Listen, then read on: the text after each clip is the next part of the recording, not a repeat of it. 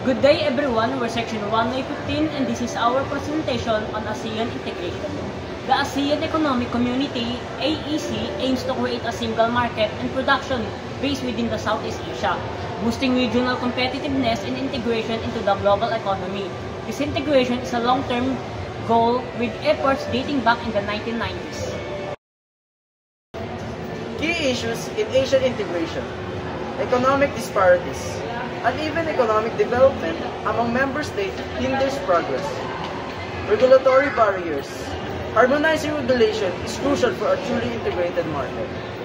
Political commitment. Sustained political will is essential for achieving long-term goals. Human capital.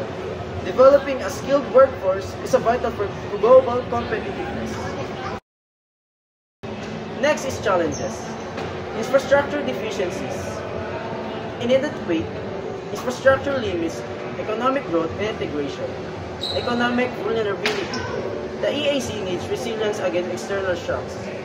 Sustainability. Balancing economic growth with environmental concern is critical. Digital adoption. Embracing digital technologies is necessary for competitiveness. So, let's move on to the trends.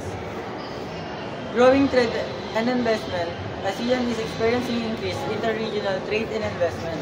New trade agreement. ASEAN is actively pursuing new trade and partnership. Innovation focus. Innovation and technology are key drivers of economic growth. Supply chain integration. ASEAN is working to integrate regional supply chain. And that's all. Next is analysis. ASEAN economic integration faces several challenges. While progressing has been made in reducing tariff and improving trade flow, significant disparities remain between member states and terms of economic development. Non-tariff barrier, different regulation, and infrastructure gap hinders seamless integration. Different nation interests and political conditions also complete the process. Propose solutions.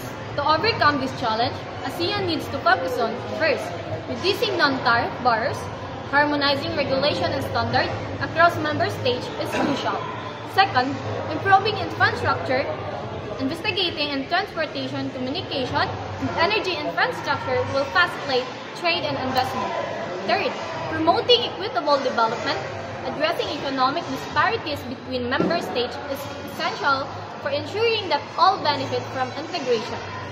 Fourth, strengthening regional cooperation, enhanced collaborations and coordination among member states are vital for successful integration. So now we're going to the conclusion. The AEC represents a significant undertaking with the potential to greatly benefit the Southeast Asian region.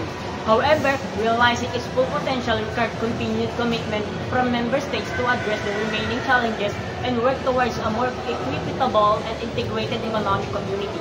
The ongoing efforts to update the AEC blueprints demonstrate a commitment to this goal, but sustained effort and cooperation are key to long-term success.